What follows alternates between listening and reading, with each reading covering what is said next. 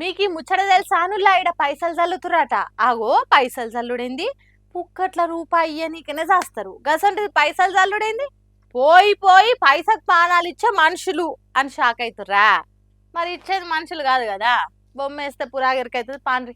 కోతి శాస్త్రాలు చేయకు, కోతి శాస్త్రాలు చేయకు అంటారు. కానీ ఈ కోతిని చూసినాక అసొంటి శాస్త్రాలు చేస్తే మెచ్చుకొని మెడలేసుకుంటారు కావచ్చు. హాగో చెట్టు మీదకెళ్ళే ఒక కాగితాలు రాలుతున్నాయి. ఉత్త కాగితాలు అయితే ఇంతమంది ఎగబడరు. కొంపదీసి అవి పైసలు కావు కదా అని అంటే మీరు నమ్మినా నమ్మకపోయినా 100% కడక్ కడక్ నోట్లే అవి. మరి గట్ల రాలుతున్నాయి ఏంది అంటే, ఉత్తరప్రదేశ్ లో ఆస్తి రిజిస్ట్రేషన్ కోసం ఒక ఆయన 2 లక్షలు బ్యాగ్ లో పెట్టుకొని వస్తుంటే మరి ఆ కోతాన్లు ఏమున్నాయి అనుకుందో ఏం పాడో గాని లటుక్కున ఆ బ్యాగ్ ఎత్తుకొని చెట్టు ఎక్కిందట.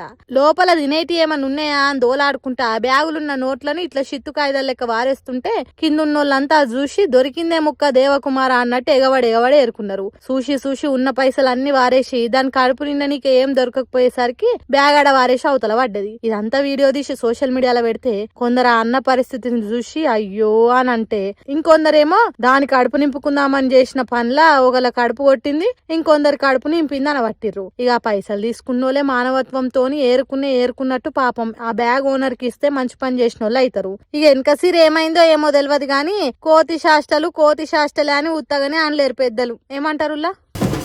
అందరికి ఒక ఎత్తు అయితే అవతల పార్టీ లీడర్ల నడుచుకున్నట్లా హరీష్ రావు ఇంకో ఎత్తబ్బా. పవర్లు ఉన్నప్పుడు ప్రతిపక్షాలకు ఏ తీర్ల కౌంటర్లు కామెంట్లతో ఇచ్చి పడేసిండో, ఇప్పుడు ప్రతిపక్షంలో ఉన్నప్పుడు కూడా పవర్లు ఉన్న పాటోళ్లకు పంచులతోని గాలి తీసినట్టు చేస్తుండే. ఇట్లా హామీలు 6 గ్యారంటీల మీద మాట మారుస్తురేంది అని జనాలు జర గట్టిగానే సర్కార్ నడుచుకుంటుంటే, కుర్చీలో కూర్చున్న వాళ్ళు మాత్రం ప్రతిపక్ష లీడర్ల పార్టీ మార్పు మీద ఉద్దర ముచ్చట్లు ముంగటేసుకుంటే ఏమనిపిస్తుంది చెప్పుర్రి? అపోజిషన్ పార్టీలనే కాంగ్రెస్ లో గుంజుకుంటా రాజకీయాలు చేస్తున్న రేవంత్ రెడ్డి మీదికెళ్ళి హరీష్ రావే కారు సవారీ చాలనుకొని కమలం కాడ పట్టుకుందాం అనుకుంటున్నానట్టు మాట్లాడేవారు కలా ఉత్తగుంటాడు హరీష్ రావు. ఇగో ఇట్లా ఇంచుకో పంచుతోని ఇచ్చి పడేసిండు. నేను ఇప్పటికి 100 సార్లు చెప్పిన, నా జీవితం అంతా కేసీఆర్, నేను బతుకున్నంత కాలం బీఆర్ఎస్ అని 100 సార్లు చెప్పినా, ఇంకా 100 సార్లు చెప్తా.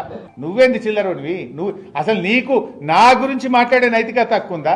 ఇందాకే అన్న కదా, గురువింద గింజ తన కింద నలుపు తెలియదు అన్నట్టు పార్టీలు మారిన రేవంత్ రెడ్డి ఒకే పార్టీ జీవితం అంతా పుట్టుక బీఆర్ఎస్ లోనే, చావు బీఆర్ఎస్ లోనే అని గతంలో చెప్పినా మళ్ళీ చెప్తున్నా. కొత్తగా చెప్పేదేముంది?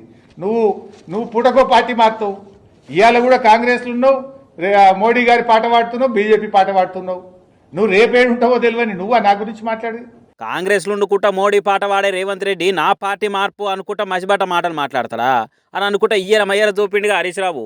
ఇక కార్ పార్టీ మారేదే లేదని ఇంత క్లారిటీగా మాట్లాడినాక కూడా రేవంత్ రెడ్డి రేపు జంపింగ్ అనుకుంటా జర్రంత నోరు జారినా గానీ ఇంకే రేంజ్ ర్యాగింగ్ ఉంటుందో పోర్రి అనుకుంటా హరీష్ రావు డైలాగ్ వీడియోలోకి లైకులు కుదురుతుర్రట సిద్దిపేట జనము.